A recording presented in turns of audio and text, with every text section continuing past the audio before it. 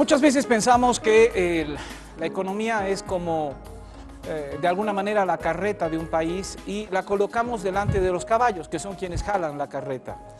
El debate es político y generalmente las decisiones o la charla del cafetín parecería que depende de decisiones políticas y no es así. La economía es quien va timoneando indudablemente la vida y los procesos desde la creación de la humanidad. Pero, ¿cómo saber si somos eficaces? ¿Cómo saber si los recursos, hay un principio fundamental, ¿verdad? Las necesidades son ilimitadas y los recursos son escasos. ¿Cómo saber y cómo poder atender adecuadamente en las economías tan frágiles de nuestra América Latina? ¿Cómo y cuándo invertir? ¿Cuándo invertir en hospitales y cuándo invertir en canchas? ¿Cuándo incentivar la exportación y cuándo cuidar la economía o blindarla de alguna manera como está haciendo Estados Unidos? Discutible por todo punto de vista. Bueno, para nosotros es un verdadero orgullo el presentar a un compatriota nuestro que tiene credenciales ilimitadas y podría tomarme prácticamente el programa entero hablando de su currículum, de las maestrías, doctorados, la cantidad de asesorías que hace y demás. Él es un boliviano notable, vive en Chile en este momento. Él obviamente tiene una labor académica fundamental en la Universidad de Chile y para nosotros es un privilegio tenerlo por un pequeño periodo acá en nuestro país. Ha venido por un asunto familiar, pero robarle unos segunditos para que ustedes puedan, los compañeros que hemos estudiado en la Católica, reconocer a Rómulo Chumacero, compañero también de universidad en nuestra época, que es profesor universitario e indudablemente un economista pues, de la más alta ralea. Bienvenido, Rómulo, qué gusto tenerte acá. Muchas gracias, Juan Carlos. Bienvenido a tu país, hombre. Así es, muchas gracias. Bueno, ya son más de 20 años que estás viviendo en Chile. Mucho más. Me fui el 90 de Bolivia y vuelvo solo de vacaciones. Y no te dejan volver porque sé que estás de asesor de varias instituciones, incluso el Banco Central. Veía tu hoja de vida que es impresionante, hombre. Trabajé bastantes años en el Banco Central, en la gerencia de investigación, sí. Rómulo, a ver, hablemos de esto que en América Latina no nos gusta hablar. ¿Por qué? Porque la economía es una ciencia de alguna manera casi exacta, ¿no? Y la política es maleable como la plastilina, ¿no? El color rojo es rojo para algunos y para otros puede ser medio naranja, ¿verdad? En cambio la economía tienes que demostrarla con indicadores y con dígitos. ¿Por qué nos cuesta tanto centrarnos en un debate técnico económico en América Latina y por qué siempre le ponemos la púa de la política y nos desvirtuamos de lo técnico? Bueno, el problema fundamental en economía y en realidad en cualquier ciencia social es el poder utilizar la información que uno tiene adecuadamente y poder interpretar adecuadamente la información que tiene para poder encontrar lo que en economía solemos llamar efectos causales. Y efectos causales básicamente el encontrar justamente si algo se produjo por causa de algo o no.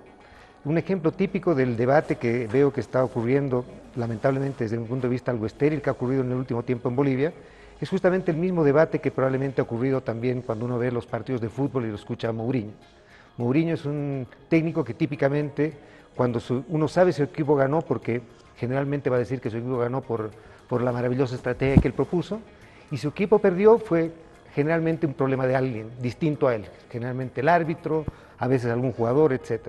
Y lo mismo lamentablemente ocurre en el discurso político sobre la economía. El discurso político sobre la economía típicamente está dado desde el punto de vista de que cuando el resultado ha sido bueno, generalmente los gobiernos y los políticos encargados de la economía suelen atribuir que gran parte del éxito se ha debido a su conducción y su habilidad, llamémosla, su labor, y cuando el resultado no ha sido lo suficientemente bueno o ha ocurrido algún desastre, típicamente la responsabilidad es de terceros. Generalmente la responsabilidad puede haber sido o de un gobierno anterior o de un factor o de una causa externa.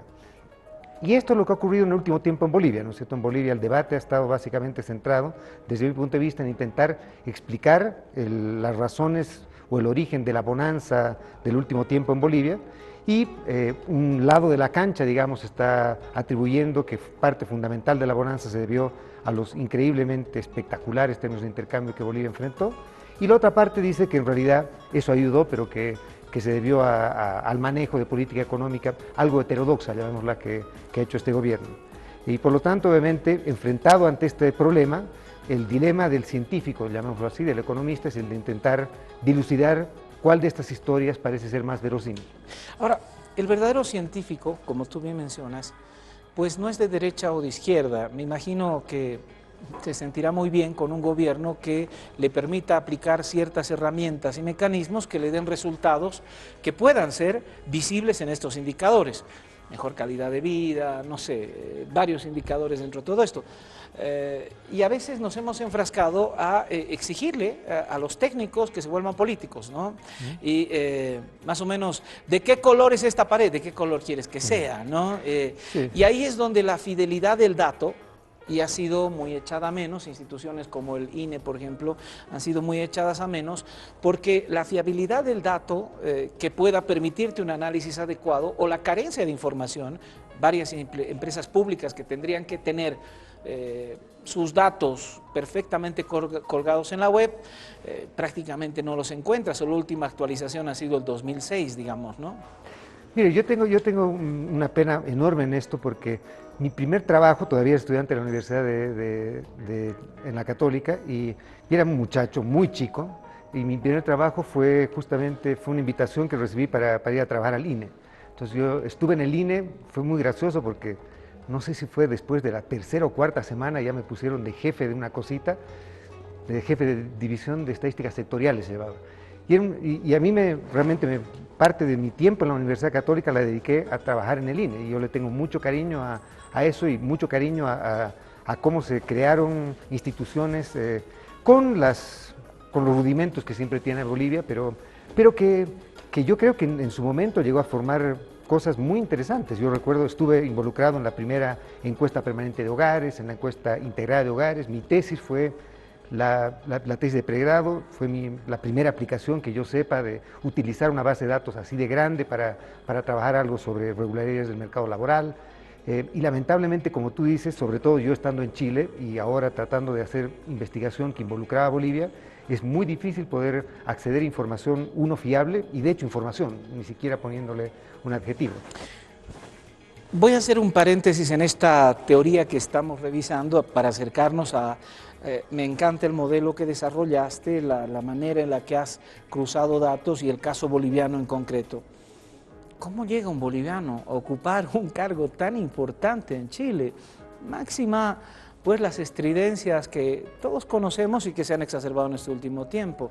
Me imagino, y me voy a dar la respuesta, tiene que ver con tus pues galardones académicos, digamos.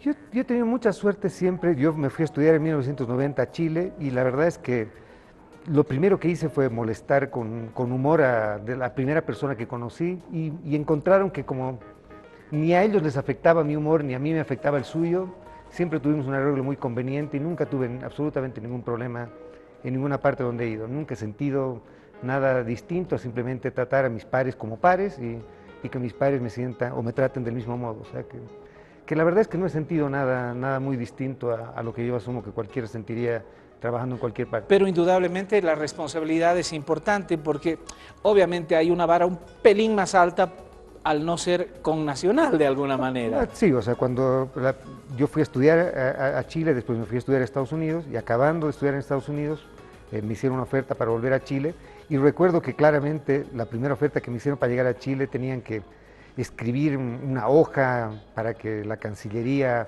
permita que yo llegue, porque había que mostrar que tenía que hacer un trabajo que era demasiado específico y que ningún chileno podía hacerlo. Yo creo que era más chiste, pero y no sé qué habrán escrito, la verdad. Rómulo, volvamos ahora sí, entremos en materia. Yo quería que, me parece inspirador lo que tú has hecho, el seguir para adelante, no achicopalarse, no encogerse frente a nadie, y cuando se te plantea un desafío, hacer tu mejor esfuerzo, y vamos para adelante, y ahí están las oportunidades en el mundo, y eso me parece notable. Hemos sido compañeros de universidad hace, no digamos cuántos años, pero la gente comienza a hacer aritmética y nos va a complicar. Pero bueno, lo interesante de todo esto es que tú, me decías, destinas en 3 partes su tiempo, una parte del trabajo, obviamente otra a la vida académica y a la investigación, otro tercio.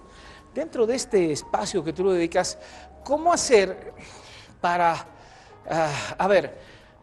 ver qué sucede en una Bolivia desde el 2005, una Bolivia con Evo en la presidencia, y una Bolivia 2005 sin las herramientas de este modelo que se ha llamado modelo endógeno, se lo ha decorado de muchas maneras, ¿no? Y se le ha puesto varias etiquetas.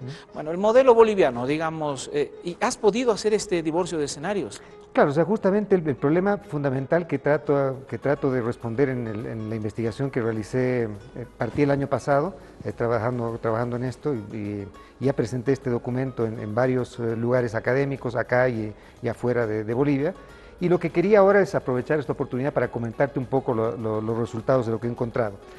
Básicamente, la pregunta que trato de responder es una pregunta que es obviamente muy difícil de responder porque trato de construirme un contrafactual que no existe. Trato de responder una pregunta de ciencia ficción que sería ¿qué hubiese ocurrido con Bolivia si se hubiesen implementado políticas distintas a las que se han implementado, pero si hubiesen tenido exactamente la misma coyuntura favorable que se tuvo en términos del sector externo? Entonces, la pregunta que queremos respondernos es si es que fuésemos capaces de volver atrás, implementar políticas distintas, pero tener el boom de términos de intercambio que Bolivia enfrentó, ¿qué hubiese ocurrido con Bolivia si es que hubiese hecho algo distinto?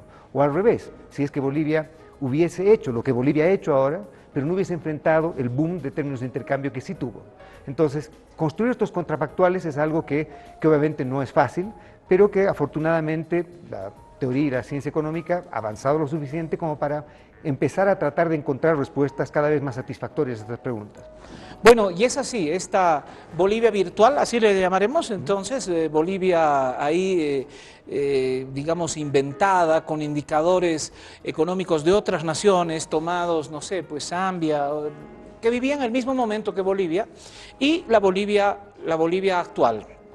La Bolivia de la bonanza, la Bolivia del modelo endógeno, de la Bolivia del modelo donde el dólar está presionado hacia abajo, esa Bolivia.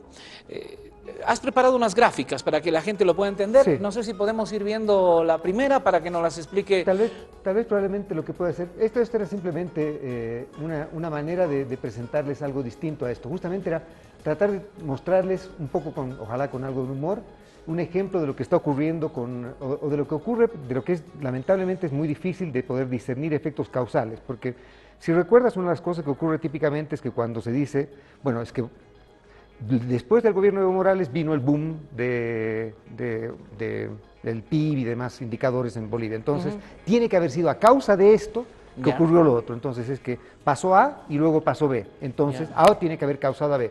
Y acá presento un par de ejemplos, este es el primero, de un ejemplo de por qué causalidad y correlación no necesariamente son lo mismo. Este es un ejemplo para mostrar simplemente cosas que parecerían ser bastante obvias. En la barra lo que puedes ver es la penetración del Internet Explorer, la participación del mercado del Internet Explorer como navegador. Entonces, obviamente, en nuestras épocas, al principio, todo el mundo utilizaba solamente el Explorer, y ahora probablemente la gente más joven ni siquiera sabe qué quiere decir el Internet Explorer, ya ni usan eso. La penetración entonces ha ido cayendo muy fuertemente, pero si tú puedes ver además los puntos azules, los puntos azules lo que muestran es la trayectoria de las tasas de homicidio en Estados Unidos. Y como tú ves, la tasa de homicidio en Estados Unidos, pese a lo que nos muestran los noticieros y lo que nos muestra los canales de televisión y demás lugares, Estados Unidos es cada vez menos violento. Han caído favorablemente, digamos. Y el mundo en general es menos violento. Pese a lo que ocurre es que exponemos más los crímenes, pero el mundo es menos violento. Entonces, si uno viese estas dos cosas ocurriendo al mismo tiempo, uno debiese decir que la gente muere menos porque la gente ya no usa el Internet Explorer. No. O será que... No, sería una inferencia muy grosera. ¿O será que obviamente Internet Explorer antes te dejaba mejores técnicas para matar personas? Es obviamente ridículo. Entonces, claro, no puedes comparar papas con limones, ¿no? Pero lo que ocurre es que si tú ves los dos hechos están ocurriendo al mismo tiempo, y entonces tú podrías tratar de dar una interpretación causal a eso. Y lo mismo lamentablemente puede ocurrir en Bolivia. Vino el gobierno de Evo Morales y vino el boom. Entonces mucha gente asocia el boom al gobierno y a sus políticas. Y lo que quería hacer acá era mostrar que cuando dos cosas ocurren simultáneamente, parece interesante y no clarito necesariamente es así. Un segundo ejemplo, si quieres. A ver, vamos a la siguiente gráfica, por favor. El siguiente ejemplo es básicamente la misma historia, pero es para contar, acá lo que tú tienes es, en la línea amarilla, lo que tú tienes es el premio por riesgo soberano de los bonos griegos. Ya. Entonces, como tú ves, obviamente, es lo que tiene que pagar el gobierno griego para poder endeudarse. Entonces, Sí. obviamente, el gobierno griego, en la crisis del 2011, tuvo que pagar un premio gigantesco para endeudarse porque el mercado financiero y el mercado internacional ya no quería prestarle plata a un país prácticamente insolvente. Y lo que tú ves en la línea azul es la cantidad de usuarios de Facebook. Y como tú ves, las dos corren a la misma onda. Entonces, probablemente una cosa que podría ser... No entendía la gráfica cuando me la mandaste y veo que tiene que ver, claro, los bonos griegos con el Facebook. Claro, Exacto. si tú quieres comparar e Y inferir cosas, puedes meter así Y cualquier ese es cosa. justamente un problema que puede ocurrir con un, llamémoslo un economista mal entrenado o alguien mal entrenado, que cuando observa estos dos eventos simultáneamente y la correlación de ellos es tan alta, puede crear correlaciones, asociando esas correlaciones con causalidades, cosas que obviamente no son correctas. Y por eso estos dos ejemplos son simplemente para mostrar que no podemos atribuir el efecto causal de lo que ocurrió solamente al boom o solamente al gobierno de Evo Morales. Entonces, lo que trataba de hacer en este trabajo es básicamente mostrar qué es lo que podemos hacer. Entonces, Bueno, el primer método... a la hora de justificar, se puede justificar todo también. Así es.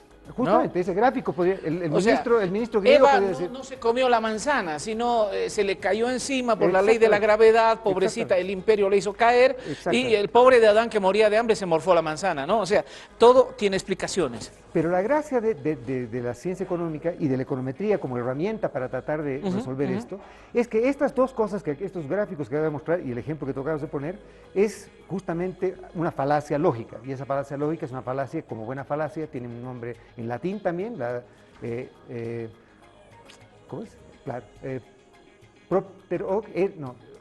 Sí, bueno. Después de, entonces, a causa de. Eso es, ya no me Después acuerdo de causa de, está bien, sí, es correcto. Exactamente. Y entonces lo que ocurría con esa falacia es justamente lo que tú dices, que uno ve dos cosas que ocurren simultáneamente y uno puede dar la interpretación que quiera. Uno en este caso podría decir que Facebook ha causado la crisis griega o que la crisis griega ha causado Facebook.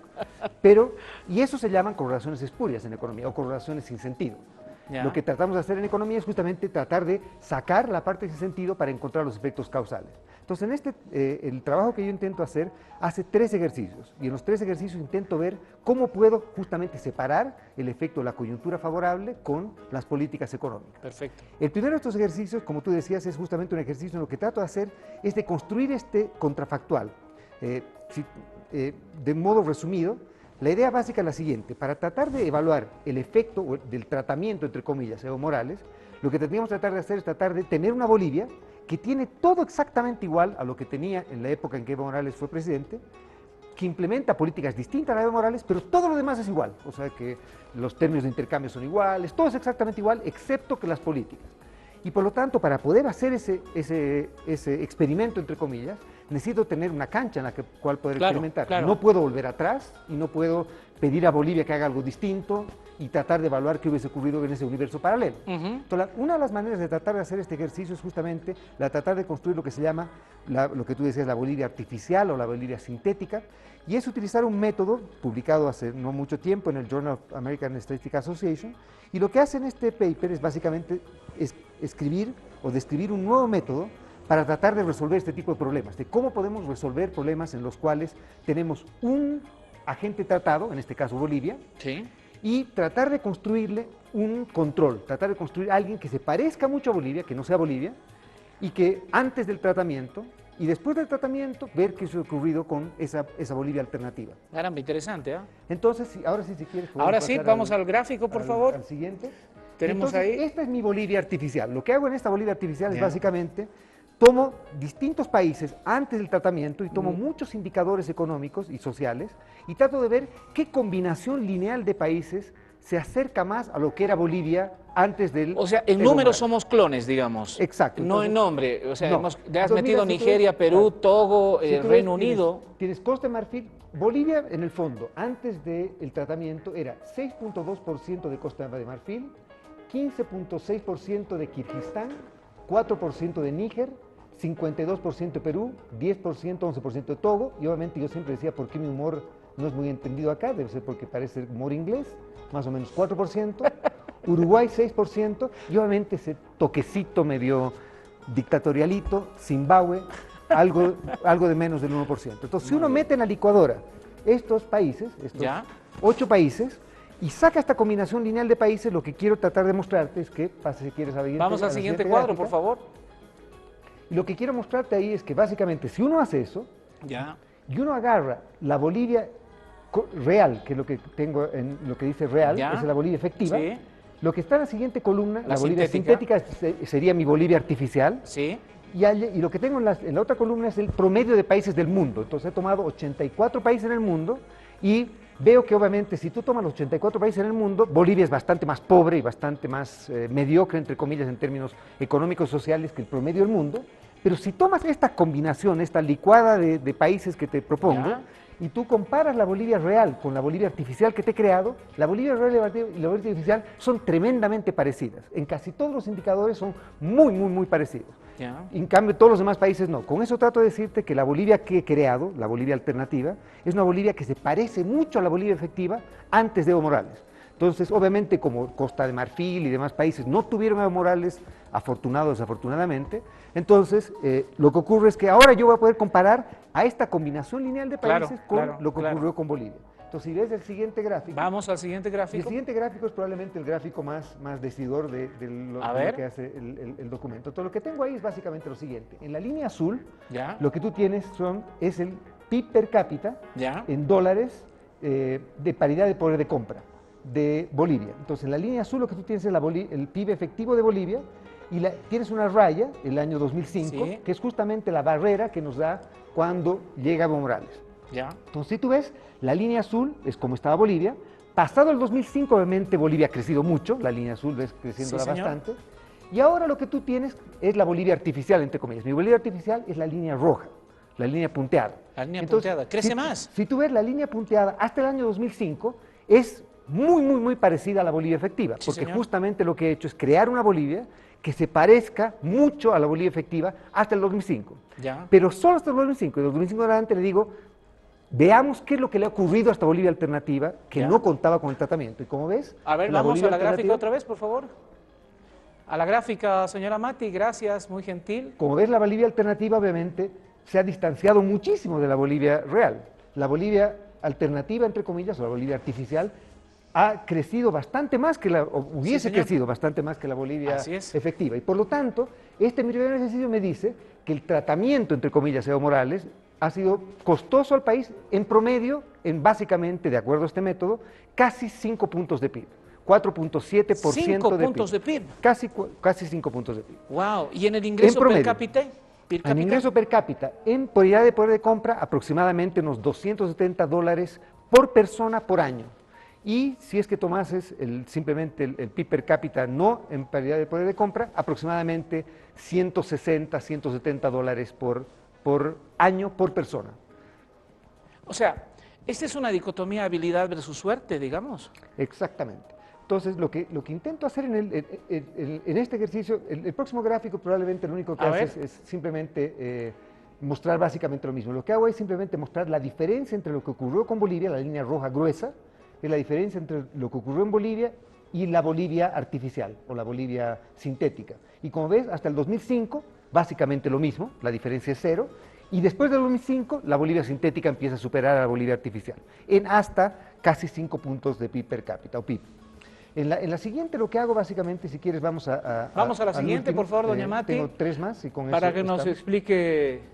Básicamente lo que trato de hacer ahí es, bueno, como el documento Buena está en, suerte. como el documento está en inglés, lamentablemente no tuve el tiempo No, para traducirlo. pero- Está bien, buena suerte, mala suerte. Ahí estamos. Exacto. Básicamente la idea es esta, ¿no es cierto? Entonces lo que trato de hacer para tratar de explicar pedagógicamente lo que podía haber ocurrido o no, es que uno podría construir esta matriz de 2 por 2, ¿no es cierto? Entonces por un lado tiene la suerte, buena suerte, good luck, y mala suerte, bad luck. Entonces lo que trato de hacer ahí es decir, buena suerte para mí sería que tuvimos los excepcionales términos de intercambio que hemos enfrentado Ya, muy bien. desde en la última época. Y mala suerte sería quedarnos con los términos de intercambio que teníamos en el año 2005. Ya. Si hubiésemos tenido exactamente los mismos términos de intercambio, hubiésemos tenido el boom de precio de los commodities que experimentamos. Eso sería buena suerte. Y mala suerte y mala habilidad y buena habilidad sería si tuviésemos políticas que tratan de fomentar o no a la suerte, entre comillas. Entonces acá O sería... sea, la suerte se la puede sembrar. Pero por supuesto, o sea, este es el típico refrán de a la suerte hay que ayudarla. es básicamente lo que en economía llamamos la complementariedad de políticas, que las políticas económicas, hay políticas que se llaman procrecimiento, políticas que favorecen el crecimiento, crean el ambiente favorable, disminuyen distorsiones, hacen que los recursos se muevan más eficientemente, etc. Y hay políticas que hacen que las cosas sean más complicadas, más lentas, más peligrosas. Rómulo, es un tema muy interesante. Había un estudio que decía que las personas que fueron pobres toda su vida, pero que se ganaron la lotería, generalmente terminan pobres. Vuelven a ser pobres. Vuelven a ser pobres, ¿no? ¿Por rápido. qué? Porque empieza la fiesta, viene la bonanza, les pagan el cheque, los tipos se dedican, compran yates, cosas que no las entienden, derrochan la plata. Pero el cofre pues se termina, ¿no? Claro, o sea, justamente la historia, el boom del precio de los commodities de Bolivia se puede entender como haber encontrado un tesoro escondido que nadie sabía que estaba tirado por ahí. Entonces la pregunta es, ¿qué hace uno con ese tesoro? Uno podría hacer un preste de 10 años y obviamente pasarlo espectacular en esos 10 años, o podría haber sembrado algo para tratar de que, sabiendo que esto no va a estar eternamente, hacer algo favorable con ello. Entonces, lo que trato de hacer con el segundo experimento, el segundo método para tratar de evaluar cuán robusto es el resultado que encuentro, es básicamente hacer una estimación utilizando un método que se llama, un método econométrico que se llama métodos de paneles, y lo que hago básicamente ahí es estimar con un panel de 100 y tantos países cuánto del PIB per cápita de cada país se debe a suerte, entre comillas, o términos de intercambio, y cuánto se debe a habilidades o políticas. Y para habilidades o políticas lo que hago es utilizar varios indicadores que tratan de medir distorsiones en el mercado laboral, mercado financiero o distorsiones en el mercado en general. Y lo que hago básicamente es trabajar con estos indicadores, y finalmente lo que hago es evaluar qué hubiese ocurrido con Bolivia si es que Bolivia se mantenía con los términos de intercambio del 2005 o hubiese tenido los términos de intercambio que enfrentó, que fueron increíblemente favorables. O qué hubiese ocurrido con Bolivia si hubiese tenido las distorsiones laborales que tenía el año 2005 o las distorsiones laborales que empezó a enfrentar crecientemente con el gobierno actual. Y entonces en el siguiente gráfico lo que hago es básicamente mostrar el resultado de lo que hubiese ocurrido en estos dos casos.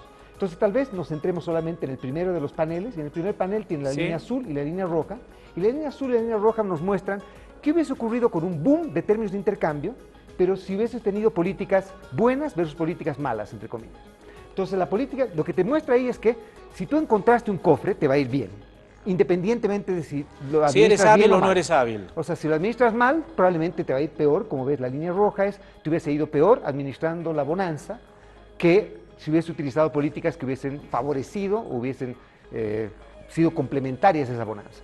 ¿Cuánta la brecha de esas dos cosas? Aproximadamente, de acuerdo a esta metodología, aproximadamente unos 2 puntos de PIB.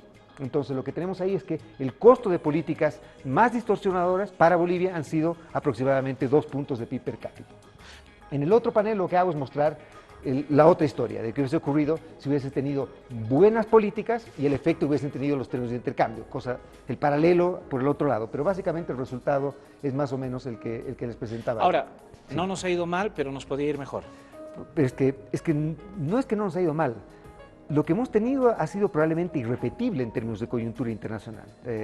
Tanto Bolivia como Argentina, como Venezuela, como Brasil, como Ecuador han enfrentado booms que históricamente no habían enfrentado nunca y que probablemente, por lo que nos dicen más de 200 años de historia en términos de precios de algunos de los metales que se transan, este tipo de booms van a ser recurrentes y las crisis también, pero el boom tan grande que hemos experimentado es difícilmente repetible.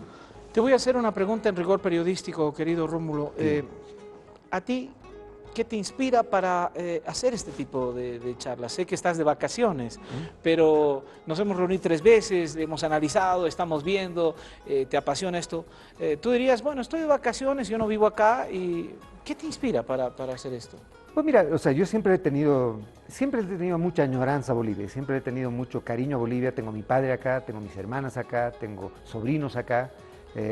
Y tengo muchos alumnos y exalumnos bolivianos que llevo regularmente a estudiar conmigo a Chile. Yo le tengo mucho aprecio y cariño a Bolivia, y la verdad es que no le he dedicado el tiempo que debiese haberle dedicado a Bolivia en términos de pensar en Bolivia. Y decidí que parte de mi tiempo desde el año pasado iba a ser dedicándolo a tratar de pensar algo de Bolivia. no sé cómo me irá pensando en Bolivia, sobre todo en Bolivia. Generalmente puede que no sea muy popular lo que vaya a hacer o decir. Pero he decidido que voy a dedicarle un año y algo de mi tiempo a tratar de ver si es que puedo hacer algo para que la gente empiece a pensar, ojalá de un modo algo más crítico, algo distinto, ojalá algo más riguroso. Y básicamente lo que intenté hacer con este primer ejercicio, tengo un segundo ejercicio que estoy intentando empezar a pensar, que es básicamente evaluar el efecto de todas las reformas laborales que se han estado implementando en Bolivia en los últimos años y evaluar cuál ha sido el efecto neto que tuvo esto. Pero esa es una de las cosas que quiero hacer. Y otra de las cosas que quiero hacer y que he estado intentando hacer desde hace tiempo ya, es que he estado intentando armar un poco de institucionalidad entre la universidad donde estoy, la Universidad de Chile, y universidades bolivianas para tratar de atraer al mejor capital humano de economistas de Bolivia para que puedan irse a estudiar, ojalá conmigo, a Chile. Entonces, hace un poco más de un mes, hicimos ya lo llamamos el curso de excelencia en economía, y lo que hacemos es invitar a los mejores alumnos de economía de quinto año, de recién egresados de las mejores, o de todas las universidades bolivianas, para que vayan a tener, entre comillas, un servicio militar conmigo. Le hacemos un curso intensivo en econometría, en macroeconomía, y hay dos profesores, una profesora de la Católica, y Lourdes Espinosa, y un profesor de la UPB, Oscar Molina, que hacen la parte micro. Entonces hemos hecho un curso intensivo y la idea es los mejores alumnos de este curso llevarlos con beca a estudiar a Chile. Ya tenemos a los alumnos seleccionados para este primer curso. Yo espero poder hacer esto todos los años y poder venir todos los años y hacer este pseudo servicio militar para poder, ojalá, atraer chicos que entiendan que la formación en capital humano es probablemente la inversión más importante que van a poder realizar, y ojalá puedan, a diferencia mía, volver con mayor regularidad a Bolivia y poder aportar un poco más. Lo que yo trato de hacer es básicamente eso ahora. Pero ya que te animes y que este paper nos coloques así masticadito, porque es una teoría muy grande. De verdad, la última vez que casi nos quedamos 2 horas, ¿sabes? Y le hemos tratado de condensar en tiempo televisivo, creo que nos da para la reflexión. Ahora, ojo, acá no hay una inspiración política, no hay deseo de decir, ¿sabes qué? Qué malo Evo, qué bueno, no. Aquí es un técnico, elegido además el mejor profesor de posgrado, un hombre que tiene unas credenciales increíbles, boliviano, y que está diciendo, ojo, esto es lo que ha pasado, por si acaso, ¿no? En términos económicos, nada más. Ahora, si la gente hace una lectura y quiere profundizarlo, pues ahí tienen al profesor con el cual pueden conversar en cualquier momento. Gracias, Rómulo. Un verdadero placer el tenerte acá y vuelve pronto. De verdad. O si no, vía Skype tenemos que estar en contacto analizando distintos temas. Bueno, vamos a una pausa, regresamos en segundos.